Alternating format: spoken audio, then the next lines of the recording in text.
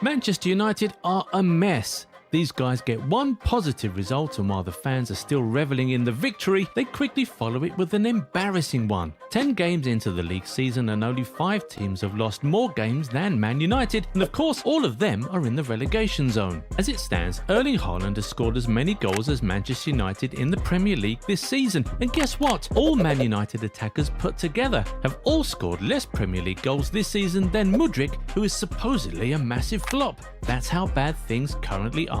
So no matter how you look at it, there's surely something going horribly wrong at Old Trafford. The question is, what? Well, come along as we look at the 5 biggest issues at Manchester United. First of all, Bruno Fernandes. But don't even take our word for it. The club's legend and former captain Roy Keane said he would strip Bruno of the captaincy in an instant if he was the manager. As far as he's concerned, that's the first step towards getting the team to produce better results in the short term. Why does Keane want Bruno off captain duties? Because he's always whining and moaning, and according to him, the Portuguese is just not captain material.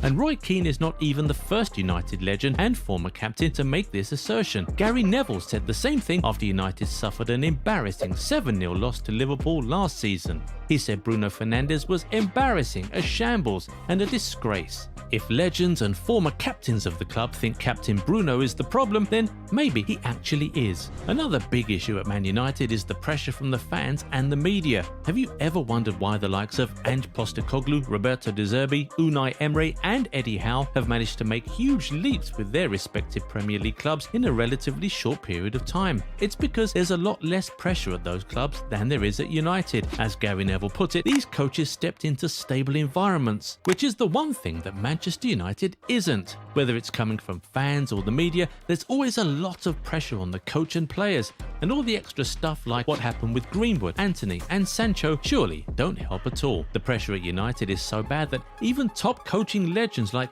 Jose Mourinho and Louis van Gaal folded. But this doesn't absolve Erik ten Hag of blame. He is surely one of the issues at Man United. The Dutchman is often guilty of making questionable decisions, from spending 95 million euros on Anthony, 64 million euros on Mount, 50 million euros on Onana, to bringing his displeasure with Sancho to the public, to forcing out Cristiano Ronaldo from the club, and even down to the tactical choices he makes game by game. It just appears that Ten Hag is not the right coach for a club like Manchester United. Yes, he was able to break the trophy drought with the EFL Cup win last season, but he has not been able to significantly progress the club from the point it was at when he took over. And this leads us to our next issue with Manchester United: a lack of identity. Of course, we don't expect a club to win every single game, especially when they're in a phase of transition, but it's always great to see that a team has a distinctive style of play which they always stick to. We've seen the likes of De Zerbi, Postecoglou and Emery do this at their respective clubs, so even when they lose or drop points, the fans can still look at how the team played and draw some positives. Even outside the Premier League, we've seen coaches like Xavi and Xabi Alonso quickly establish their styles at their respective clubs. This is one thing Manchester United lack. They have no style, no identity.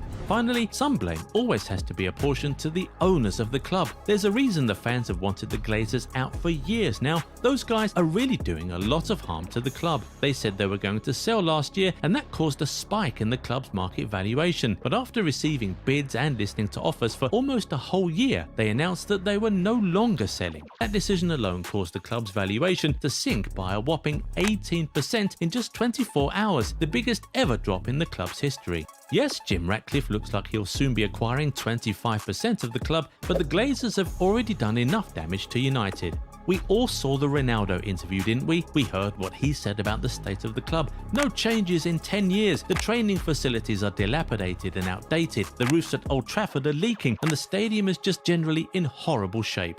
A whole lot is just wrong, really. So if Manchester United would really go back to the glory days, a lot of work would have to be done from top to bottom. Hopefully Ratcliffe coming in signifies a new era for the club. Anyway, those are the 5 biggest issues with Manchester United right now. But if you think there are bigger issues at the club, feel free to tell us what they are in the comments.